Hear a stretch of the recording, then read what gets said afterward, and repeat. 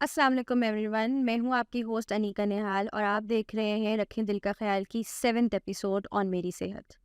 उम्मीद है आप लोग खैरियत से होंगे और आप लोगों को हमारी जो पिछली 6 एपिसोड्स गुजर चुकी हैं उनसे काफ़ी मदद मिल रही होगी रिगार्डिंग दिल के बारे में जानने में कि किस तरह से आप लोग अपने दिल का ख्याल रख सकते हैं। तो पिछले तमाम शोज़ की तरह आज भी हमारे साथ जो गेस्ट मौजूद हैं वो एक एमिनेंट कार्डियोलॉजिस्ट हैं और बेसिकली डॉक्टर बीनिश इमाम हमारे साथ हैं। She is working as a consultant cardiologist at civil hospital and she is working as a in charge of non invasive cardiac imaging and doctor Binish Imam basically जो है वो सबसे अहम काम जो है वो सर अंजाम दे रही होती हैं, डेट इज़ डायग्नोसिस। सो उसी को देखते हुए जो आज की हमारी पॉडकास्ट है उसका हमने टॉपिक जो डिसाइड किया है वो किया है कि हम डायग्नोसिस और लाइफस्टाइल मॉडिफिकेशन एंड ट्रीटमेंट के ऊपर बात करेंगे रिगार्डिंग हार्ट फेलियर। तो I would like to welcome doctor Binish Imam to the रखें दिल का ख्याल शो। और कैसी है मैम? बहुत शुक्रिया आपका निका। अल्हम्दुलिल्लाह, अल्लाह का लाख लाख करम है। और thanks for the nice introduction कि डायग्नोसिस में आई डू हेल्प समवेयर, ये अल्लाह ताला की तरफ से है। तो सवाल है कि डायग्नोसिस कैसे करनी है हार्ट फेल। बिल्कुल, जैसे कि हमने बताया अपनी जो हमारे लोग हैं देखने वाले, जो हमारे व्यूअर्स हैं, कि आज का टॉपिक हमने डायग्नोसिस पे रखा है। तो सबसे पहला सवाल ऑब्वियसली मेरी तरफ से यही आएगा कि किस तरह से एक इंसान को पता चलता है कि आया मुझे हार्ट फेलियर है, या मैं कौन से स्टेज पे हूँ, या मैं हार्ट फेलियर की तरफ जो है वो मेरी बॉडी जो है वो बढ़ रही है, प्रोन टू हार्ट फेलियर। तो how how do you decide it? देखिए, सबसे पहले तो ज़ाहिर है मरीज़ अप्रोच करता है डॉक्टर को, किसी भी कंसल्टेंट को, किसी भी फिजिशियन को। तो ज़ाहिर है फिजिशियन मल्टीपल इन्वेस्टिगेशंस उसमें ऐड करते हैं। तो हार्ट फेलियर का पेशेंट, जैसे शुरू में हमारी पिछली एपिसोड्स में डिस्कस हो चुका है कि किन अलामात से प्रेजेंट होता है, जिसमें एक अहम अलामत है सांस का फूलना। तो जब मरीज़ कहीं भी, चाहे वो चेस्ट फिजिशियन के पास लैंड होता है या जनरल फिजिशियन के पास होता है या कार्डियोलॉजिस्ट के पास, कहीं भी वो लैंड होता है, तो वो जब ये कंप्लेन करता है कि मुझे सांस फूल रही है, तो हर किसी का ध्यान ज़ाहिर है फेफड़ों की तरफ तो जाता ही जाता है, लेकिन अब दिल की तरफ भी जाना चाहिए। क्यों? क्योंकि देखिए, हार्ट अगर वीक है, हार्ट पंप ही सही नहीं कर रहा, तो पानी जो है वो कहीं फेफड़ों की तरफ जाता है और फिर सांस बहुत फूलती है, पेशेंट को नॉर्मल काम करने में बहुत दुश्वारी होती है। तो इसकी तशखीस के लिए कई इन्वेस्टिगेशंस है, जिसमें से जो आसान तरीन और जिसमें पेशेंट गया, लेटा और टेस्ट हो जाए, उसको कहते हैं एकोकार्डियोग्राफी। ठीक है। यानी आपका हार्ट अगर वीक है या अगर हार्ट नॉर्मल निकलता है, वो आपको एको पे पता चल जाता है। तो ट्रांसथोरेसिक एको इज़ अ टाइप ऑफ एको, यानी कई तरह के एको कार्डियोग्राम्स होते हैं, जिसमें हम पेशेंट को सिर्फ लिटाते हैं और अल्ट्रासाउंड की तरह एक प्रोब रखते हैं और उस पे इमेजिंग हमें नज़र आ जाती है और हम देख लेते हैं कि हार्ट हमारा वीक है। और अगर वीक है तो फिर हम उसे फ़ौरन कंसल्ट करने के लिए कहते हैं कि just go to the consultant, जिस किसी ने भी आपको एडवाइस किया है, you should visit the consultant, so that आपको सही टाइम पे दवा और सही टाइम पे तजवीज़ मिल जाए कि क्या करना है आगे। अच्छा, डॉक्टर साहब आपने अभी बात की यहाँ पे इमेजिंग के ज़रिए जो है वो हम पता लगवा लेते हैं कि इसको हार्ट फेलियर है या नहीं है, या इसका दिल कमज़ोर है या नहीं है। तो ये कितनी तरह की टेक्निक्स जो हैं वो ट्रीटमेंट्स अवेलेबल हैं जिसके ज़रिए जो है वो ये सब चीज़ें पता की चलती जा हैं? सकते हैं। इमेजिंग में देखें, एको तो सबसे बेसिक इसलिए कहा जाता है कि ये ईजिली अवेलेबल होता है, रेडिली अवेलेबल है, इट्स अ बिट चीप। क्योंकि देखिए, आगे जाएंगे तो फिर हमारा कार्डियक सीटी होता है, कार्डियक एमआरआई होते हैं, these are more expensive and everybody can't afford these kind of test ना। तो आपको बेसिक से स्टार्ट होना है। अगर आपको कोई ऐसी चीज़ उसमें मिल रही है कि आपकी हार्ट दिल की दीवारें मोटी आ रही हैं और उसमें भी सांस फूल रहा है, तो वो दूसरी किस्म की तशख़ीस होती है। क्योंकि देखिए, हार्ट फेलियर तो एक एक बड़ा एक ब्रॉड टर्म है ना, इट्स अ सिंड्रोम, कई चीज़ों को मिला के बना हुआ है। तो उसके पीछे क्या है, क्या कॉज है पेशेंट को, और क्या कोमॉर्बिडिटीज़ हैं, तो ये सारी चीज़ें देखते हुए हमें मज़ीद इन्वेस्टिगेशन करानी होती है। ये तो हमारी इमेजिंग की बात थी। दूसरी, अगर इन्वेस्टिगेशन की बात करेंगे और कौन से टेस्ट हैं जो हमें बताते हैं, जैसे प्रो बीएनपी है, बीएनपी है, ब्रेन नाट्रियोटिक पेप्टाइड कहलाता है, ठीक है। तो ये टेस्ट भी होते हैं जो हमें हेल्प करते हैं कि इस वक्त पेशेंट करंटली फेलियर में है, फेलियर से आउट है, जो एडमिटेड पेशेंट्स हैं। तो हर पेशेंट, अगर एक पेशेंट ओपीडी में लैंड करता है, उसके लिए कौन सा इन्वेस्टिगेशन, क्योंकि वो पेशेंट अ बिट स्टेबल होता है। और अगर कोई पेशेंट इमरजेंसी के थ्रू लैंड करता है, तो उसकी इन्वेस्टिगेशंस जो हैं वो ज़ाहिर है उसकी सैचुरेशन ड्रॉप हो रही होती है, वो उस वक्त एक्यूट पल्मोनरी एडीमा में होता है। तो प्रेजेंटेशन पे भी बहुत डिपेंड करता है कि पेशेंट किस तरह से प्रेजेंट कर रहा है और उस वक्त उसको क्या करना चाहिए, किन पेशेंट्स को हमें एडमिट करके इन्वेस्टिगेट करना चाहिए और किन पेशेंट्स को हमें आउट पेशेंट इन्वेस्टिगेशंस करानी चाहिए। तो ये इन्वेस्टिगेशन का जो है दारोमदार इन सब चीज़ों पे है कि पेशेंट प्रेजेंट किस फॉर्म में कर रहा है। और एक्सरे भी बहुत हेल्प करता है, कार्डियक साइज हमें पता चल जाता है उसमें, फेफड़ों में अगर पानी आया हुआ हो वो भी हमें नज़र आ जाता है। तो मतलब छोटे छोटे टेस्ट हैं, ईसीजी है, मतलब हमें हर चीज़ कहीं ना कहीं थोड़ा थोड़ा हेल्प करती है। लेकिन जो कंफर्म फंक्शन जो बता रहा होता है वो हमें एको हमें एजेक्शन फ्रैक्शन निकाल के दे देता है, साइज़ बता देता है हार्ट का। तो ये ज़रा स्पेसिफिक टेस्ट हो जाता है। ठीक है, बहुत डिटेल में मैम आपने इसका जवाब दिया। अच्छा, इसी से एक सवाल मेरा जो है वो निकलता है, वो ये कि अगर किसी को फॉर एग्जांपल एक्कोकार्डियो उसके ज़रिए जो है वो पता चल जाता है, इमेजिंग टेक्निक के ज़रिए पता चल जाता है कि he is a patient of heart failure और he is stage second, stage 2 पे है, तो उसके लिए, या स्टेज 1 पे भी है, फॉर एग्जांपल प्री स्टेज पर है, तो उसके लिए आपका ट्रीटमेंट प्रोटोकॉल क्या आप लोग फॉलो करते हैं? अगर मैं ट्रीटमेंट की स्पेसिफिकली बात करूँ, फिर नेक्स्ट में हम जो है वो लाइफस्टाइल के ऊपर आएंगे, तो ट्रीटमेंट प्रोटोकॉल क्या फॉलो होता बहुत अच्छी बात की आपने। देखिए, हार्ट फेलियर के स्टेजेस होते हैं, ठीक है ना। Heart failure stage A B C D होता है। है? ये वो पेशेंट्स होते हैं जो भी जिनको बीमारी हुई नहीं है लेकिन वो रिस्क पर हैं। उनकी मैनेजमेंट होती है कि आप उनकी रिस्क जो प्रोफाइल है उनका उसको मैनेज करें। जैसे अगर डायबिटिक है तो डायबिटीज़ को कंट्रोल रखें, हाइपरटेंशन है तो हाइपरटेंशन को कंट्रोल करें विद मेडिकेशंस। और बी स्टेज ये होता है कि रिस्क पर भी है और उसके थोड़ा सा मसला भी आया है लेकिन ही इज़ स्टिल एसिम्प्टोमेटिक, ठीक। तो आप उसको अकॉर्डिंगली उस स्टेज पे मैनेज करते हैं। फिर स्टेज सी आती है, वो उस वक्त भी पेशेंट एसिम्प्टोमेटिक होता है लेकिन हार्ट वीक हो चुका होता है। तो जब स्टेज डी में पेशेंट आता है, डी मीन्स कि पेशेंट को सिम्टम्स भी हो रहे हैं और हार्ट भी वीक है, तो ऐसे पेशेंट्स को यूजुअली हमें एडमिट करना होता है और फिर हमें उसको ट्रीटमेंट लाइन डिफाइन करनी होती है। अच्छा, इसमें एक आती है non pharmacological treatment heart failure की और एक आती है फार्माकोलॉजिकल ट्रीटमेंट। यानी कुछ चीज़ें हैं जो हम जैसे नॉर्मल रूटीन में उसको तब्दील करें तो वो पेशेंट को बेहतरी आनी शुरू होती है, लेकिन उसके साथ साथ हमें कुछ स्टेज में हमें दवाइयाँ भी देनी होती हैं। तो नॉन फार्माकोलॉजिकल में आ जाएँ तो सबसे पहले आती है लो सॉल्ट डाइट उन्हें इस्तेमाल करनी है, यानी सॉल्ट को रिस्ट्रिक्ट करना है। ठीक है, अब सॉल्ट कितनी रिस्ट्रिक्टेड है उसकी कुछ स्पेसिफिकेशन होता है, जैसे 1/4 of the teaspoon in 24 hours इस्तेमाल करें। ठीक है, वाटर इनटेक उनकी रिस्ट्रिक्टेड होती है क्योंकि हार्ट पंप अच्छे से नहीं कर रहा, तो आप ऊपर से और वॉल्यूम भर दें तो ज़्यादा लोड में, ओवरलोड में चला जाता है पेशेंट। तो हमें ये सारे स्टेप्स होते हैं जो हम छोटे छोटे स्टेप्स कर सकते हैं। पेशेंट का वेट गेन हुआ हुआ होता है क्योंकि पानी जिस्म में एक्यूमुलेट हो रहा होता है, तो हमें फिर दवाइयों की तरफ आना पड़ता है कि कौन सी दवा दें। तो हमें पेशाब आवर दवाइयाँ देनी होती हैं ताकि उससे जिस्म से पानी निकले और पेशेंट बेहतर हो और उसके जिस्म से भी पानी निकले और उसके अंदर अलामत में भी बेहतरी आए। और फिर एक होता है कि आपकी अगर दवा भी दे दी आपने, ऑल मेडिकेशंस फार्माकोलॉजी सारी जो इसकी लाइन ऑफ ट्रीटमेंट है, आपने सारी ड्रग्स भी ऐड कर दी, पेशेंट को फॉलो अप भी कर रहे हैं, you are dealing with lifestyle modification also, उसके बावजूद भी अगर पेशेंट इम्प्रूव नहीं हो रहा होता तो फिर हम डिवाइस थेरेपी की तरफ जाते हैं। अब वो डिवाइस थेरेपी क्या होती है कि आपका हार्ट किसी भी चीज़ को रिस्पॉन्ड नहीं कर रहा, तो हमें एक आर्टिफिशियली हम जैसे पेस मेकर एक बैटरी डिवाइस होती है, वो हम इम्प्लांट करते हैं स्किन के नीचे। इसी तरह ये हम सीआरटी डिवाइस होती है, कार्डियक रीसिंक्रोनाइजेशन थेरेपी होती है, कि वो आपके हार्ट में हम तारे डाल के उसको थोड़ा सा एजेक्शन फ्रैक्शन को इम्प्रूव करने की कोशिश करते हैं। उससे पेशेंट के सिम्टम्स बहुत बेहतर होते हैं, लेकिन वो हम हर केस में नहीं डाल सकते।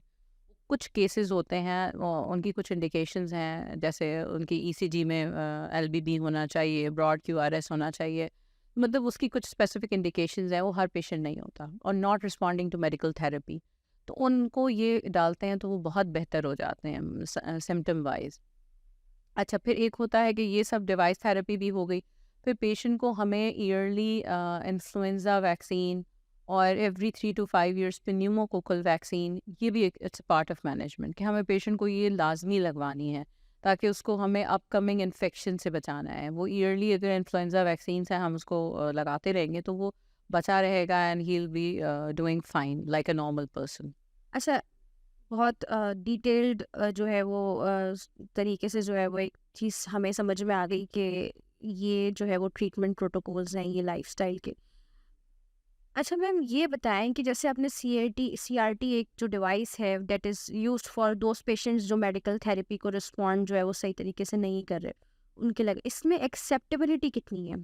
लाइक जो पेशेंट्स आप जिनको रिकमेंड करती हैं कि इनको हमने सीआरटी जो है वो डिवाइस लगवानी है, तो आर पेशेंट्स मतलब वो इसको एक्सेप्ट करते हैं कि ये हम एक डिवाइस या तारें जो है वो डाल हाँ, के जो ये है वो बहुत अच्छा सवाल है आपका। असल में देखिए, जब किसी भी थेरेपी से मरीज़ को बेहतरी नहीं आ रही होती, तो हम उससे अगर छोटी सी भी होप दिलाते हैं, तो वो बड़ा खुश होता है कि कोई भी ज़रिए से मुझे सांस की तकलीफ़ से अलामत बेहतरी हो जाए मुझे ना। क्योंकि वो जो shortness of breath function class 4 में पेशेंट होता है, वो बेचारा बैठा-बैठा भी सांस उसकी फूल रही होती है, उसका चलना ही मुश्किल हुआ हुआ होता है। तो अगर उसको बेहतरी मिल जाए किसी भी चीज़ से तो वो बिल्कुल जाने के लिए तैयार है। लेकिन असल चीज़ जो बीच में आड़े आती है वो है पैसे। और 25 से 30 लाख की डिवाइस है। ठीक है, गवर्नमेंट दे रही है जब तक दे रही है, आई डोंट नो कब तक देगी और कितनों को देगी। लेकिन ये है कि अब वो पेशेंट्स तो बहुत होते हैं, अब लाइन में जिसकी बारी पहले आ जाए। तो हमारे यहाँ तो सवाल दूसरा फाइनेंशियल इश्यूज़ भी हैं। बिल्कुल तो सिर्फ़ ये नहीं है कि मरीज़ की विश हमें लो, हम पैसे भी होने चाहिए जेब में। सही। अच्छा डॉक्टर साहिबा, ये तो बात हो गई डिवाइसेस की। अब मैं अगर आपसे बात करूं कि कुछ मरीज ऐसे होते हैं जो कि फॉर एग्जांपल दवाओं को फॉलो कर रहे हैं प्लस अपनी जो है वो हेल्थ की जितनी भी रिक्वायरमेंट्स हैं, लाइक आपने कहा नमक जो है वो कम लेना है, वेजिटेबल्स वगैरह का इंटेक बढ़ाया हुआ है, पानी की जो मिकदार है उसको मेंटेन किया हुआ है, उसके तहत फॉर एग्जाम्पल एक पेशेंट सी स्टेज पर है और उसने जो है इम्प्रूवमेंट दिखाई, वो ई पर आया और फिर ए पर आया, आई डोंट नो आता है या नहीं आता, वो तो प्री होता है ना, उसमें तो कुछ नहीं होता, चले बी पर आ गया। अब उसको लगता है कि अब मेरा दिल जो है वो मजबूत है और अब मुझे दवाएं छोड़ देनी चाहिए। नहीं, बहुत अच्छा क्वेश्चन किया, क्योंकि हमारे यहाँ होता ये है कि अब तो मैं बेहतर हो गया। बिल्कुल अब तो बस बगैर कंसल्टेशन के भी patients they quit the medicine. ये बिल्कुल गलत तरीक़ेकार है। आप जब शुरुआत डॉक्टर के पूछने से करते हैं तो इख्तिताम भी डॉक्टर से पूछ के करवाएँ, क्योंकि हम एकदम से दवा नहीं बंद करते हार्ट फेलियर के। हमारे पास बहुत सारे ऐसे केसेस आते हैं heart failure with improved ejection fraction, जिनके इजेक्शन फ्रैक्शन पहले बहुत कम होते हैं, फिर वो इम्प्रूव हो जाते हैं। तो वो पेशेंट्स को हम धीरे-धीरे करके आहिस्ते-आहिस्ते, मतलब प्रोटोकॉल है हमारा कि हम किस तरह से एक मेडिसिन को पहले बंद करते हैं, फिर दूसरे को, फिर तीसरे को, इस तरह करके, और पेशेंट को देखते हुए कि हाउ इज़ ही रिस्पॉन्डिंग। अगर हाइपरटेंसिव है तो उसको हाइपरटेंशन की ड्रग तो देंगे ही ना साथ। तो इसके अंदर हमारी जो हार्ट फेलियर की मेडिकेशंस होती हैं वो कंबाइंड होती हैं। उसमें ज़ाहिर है हार्ट फेलियर के साथ-साथ हाइपरटेंशन की ट्रीटमेंट भी चल रही होती है। तो आपको ड्रग को फिर अलाइन करना होता है कि किसको रखना है और किसको बंद करना है। तो ये तो डॉक्टर की डिसीजन है। यानी ये ज़रूरी है कि आपने जब तशखीस के वक्त डॉक्टर्स को डॉक्टर समझा, तो जब आप सही हो रहे हैं तो तब भी आपने जो है वो डॉक्टर्स की बात को मानना है, सुनना है, क्योंकि हमारे यहाँ आपने जैसे कहा इन्फ्लेशन एक बहुत बड़ा एग्ज़ैक्ट जो है वो एस्पेक्ट है लोगों का दवाइयों से दूर भागने में। दूसरा, एक लोग पसंद नहीं करते दवाइयों को, उनको लगता है कि ये तो भाई बेकार चीज़ है और जब तक हमें फ़ायदा दे रही है यानी हमें नज़र आ रहा है, क्योंकि दिल को तो वो देख नहीं सकते ना, वो अपनी ऑब्वियसली फिजिकल जो है वो कहेंगे हेल्थ की बेसिस पे जो है अपने आप को जो है वो कर रहे होते हैं। तो ये है कि दवाइयाँ नहीं छोड़नी। तो दवाइयों के साथ साथ डॉक्टर साहिबा किस तरह से जो है वो अपनी हेल्दी लाइफ को जो है वो लाइफस्टाइल मॉडिफिकेशंस किस तरह से करके जो है वो मेंटेन रखना है, लाइक एक्सरसाइज कितना करनी है अगर करनी है तो, अगर एक पेशेंट हार्ट फेलियर का है तो वो क्या नॉर्मल इंसान की तरह से एक्सरसाइज करे या फिर उसको थोड़ा कम करना है या गैप लेना है? तो ये थोड़ा-सा देखिए, हार्ट हेल्थ के लिए तो वॉक ज़रूरी है, लेकिन अगर बहुत लो ईएफ के साथ है और सिम्प्टोमेटिक है, यानी अभी सांस उसकी फूल ही रही है, अभी ट्रीटमेंट उसकी चल रही है, तो इस दरमियान में इतनी ज़्यादा एक्सर्शनल एक्सरसाइज हम नहीं कर पाते। हाँ, once patient is stable on the drugs, तो फिर हम कहते हैं कि आप रूटीन में अपनी एक्सरसाइज को, जो हमारा टारगेट है, जैसे 30 to 45 मिनट्स तक की एक्सरसाइज होती है, मॉडरेट इंटेंसिटी, तो आप वहाँ तक पहुँचे जहाँ तक पहुँच सकते हैं। मतलब ट्राई टू रीच दैट। मतलब ये नहीं कहते कि आज से ही आप 40 और 45 मिनट दौड़ना शुरू हो जाए, ऐसा नहीं है। आप 10-10 मिनट्स करके वीकली और एवरी 2 वीकली आप जो है मिनट्स बढ़ाते हैं, तो वो फिर आराम से कोप अप कर जाते हैं with exercise and with all. और बिल्कुल नॉर्मल ह्यूमन बीइंग की तरह ज़िंदगी गुजारते हैं, क्योंकि वो फॉलो अप पे होते हैं, क्योंकि हम इन्वेस्टिगेशंस भी साथ साथ करा रहे होते हैं ना, ड्रग्स दे रहे होते हैं, तो ड्रग के साथ साथ है रीनल एक्सक्रीशन होती है, तो हमें पेशेंट की इन्वेस्टिगेशंस को भी साथ साथ रख के देखना होता है ना कि एवरीथिंग इज़ गोइंग फाइन। ऐसा नहीं हो कि पेशेंट इधर ठीक हो रहा है, इधर दूसरा ऑर्गन को आपका इन्वॉल्व हो रहा है। तो ये चीज़ें हैं। लास्ट क्वेश्चन है डॉक्टर साहिबा मेरा, बहुत इंटरेस्टिंग है, क्योंकि मैं जब खुद मेडिकल फील्ड में नहीं आई थी तो मैं ये सोचती थी कि हार्ट फेल हो गया है, अच्छा मतलब बंदा ख़त्म, अब लाइफ ख़त्म। तो मतलब when I came to the medical field, तो I got to know that no no, heart failure is not that kind of heart failure जो कि एक नॉर्मल बंदा सोचता है। फॉर एग्जांपल, अगर एक जो है वो ले मैन आपके पास आता है और he has been diagnosed with heart failure, तो आप उसे अगर बताएंगे कि भाई तुम्हें हार्ट फेलियर है, तो वो तो परेशान हो जाएगा ना। वो तो फिर उसको आप किस तरह से जो है वो, अगर डायग्नोसिस हो जाती है तो उसको किस तरह से आप लोग जो है वो काउंसल करते हैं? Because counselling is the best part, जो कि आई बिलीव कि ये जो है वो बहुत मैटर करता है फॉर दोज पीपल जिनकी मेडिकल नॉलेज ज़ीरो होती है। आपका ये सवाल पूरे शो का बेस्ट क्वेश्चन कहूँगी, क्योंकि इसका ताल्लुक देखिए, जब एक पेशेंट किसी को अगर आप कोई चीज़ बताने जा रहे होते हैं कि आपका दिल कमज़ोर है, तो वो आप उसकी ज़िंदगी, मतलब वो वहीं पे बैठे बैठे ये सोच लेता है कि लगता है मेरी अब ज़िंदगी ख़त्म हो गई। तो ये टर्म तो हम पहली बात यूज़ ही नहीं करते हैं, ठीक है। हम उन्हें बहुत समझा बुझा के, देखिए देयर इज़ अ ट्रीटमेंट। हर चीज़ को जब शुरू करते हैं, अल्लाह ताला भी हमें कहता है कि कोई भी चीज़ हो, उम्मीद, अच्छी उम्मीद रखेंगे तो अच्छा होगा।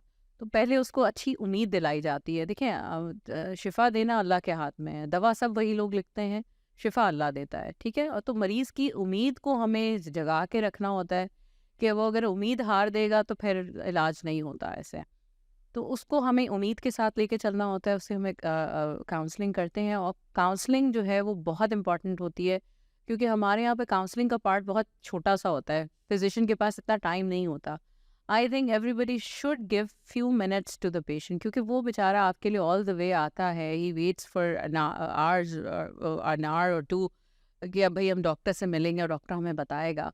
तो डॉक्टर को चाहिए कि उससे थोड़ी-सी तो बात करे, क्योंकि देखिए डॉक्टर जो बोलता है ना, उसको लगता है I am fine, I am getting better, मतलब अभी उसने दवा भी नहीं ली होती, लेकिन डॉक्टर के अल्फाज से ही patient starts getting better. Psychological, तो ये साइकोलॉजिकल मैनेजमेंट हम करनी चाहिए, क्योंकि वो बेचारा अब डिप्रेशन में चला जाएगा। अगर हमने उसको इस वक्त उम्मीद नहीं दिलाई ना, तो वो ये समझेगा मेरा दिल तो ख़त्म हो गया, अब तो मैं जा रहा हूँ। हम उससे पहले ये बताते हैं, देखिए मसला आया है, लेकिन इंशाल्लाह आप दवा खाएं, दवा से इम्प्रूवमेंट आती है और आती है। हार्ट फेलियर जो रिड्यूस वाले हैं वो मिड रेंज में आ जाते हैं, कोई प्रिजर्व में चले जाते हैं, इम्प्रूव में पूरे कम्प्लीटली भी अच्छे हो जाते हैं।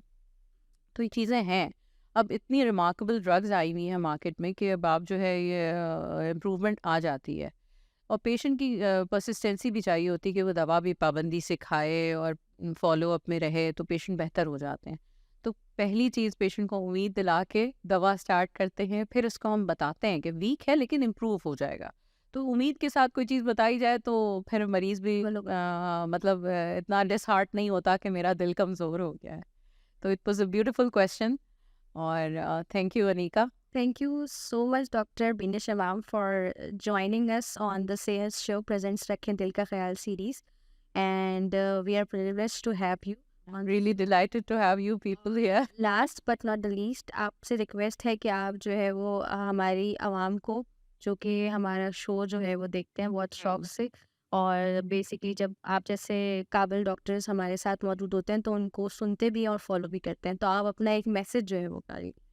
देखिए, मैं बस मैसेज ये दूंगी कि कोई भी तब्दीली अगर आपकी नॉर्मल ज़िंदगी में चलने फिरने में आपको, या सांस लेने में, सोने में, उठने में कोई भी कैफियत हो रही हो, या जिस्म में सूजन महसूस हो रही हो, तो आप कंसल्ट ज़रूर करें। यहाँ वहाँ के चलते फिरते लोगों से ये वो दवा खा लो, या फार्मासिस्ट से पूछ लो जाके फार्मेसी पे, ये मेडिकेशंस ना करें। किसी भी डॉक्टर को, फिजिशियन को, जनरल फिजिशियन को कंसल्ट कर लें। अगर कार्डियोलॉजिस्ट समझ नहीं आता, पता नहीं चलता, तो वो एटलीस्ट इन्वेस्टिगेट करा लेगा। तो इन्वेस्टिगेट टाइम पर हो जाएगा तो डायग्नोसिस टाइम पे हो जाएगी, जब डायग्नोसिस टाइम पे हो जाएगी तो इलाज सही हो जाएगा, इलाज होगा तो मरीज़ ठीक हो जाएगा। ये थी छोटा-सा मैसेज कि छोटे से भी अलामत को जो है ना मामूली ना समझें। सेहत ज़िंदगी है। Thank you so much doctor साहिबा, and thank you everyone for watching रखें दिल का ख्याल।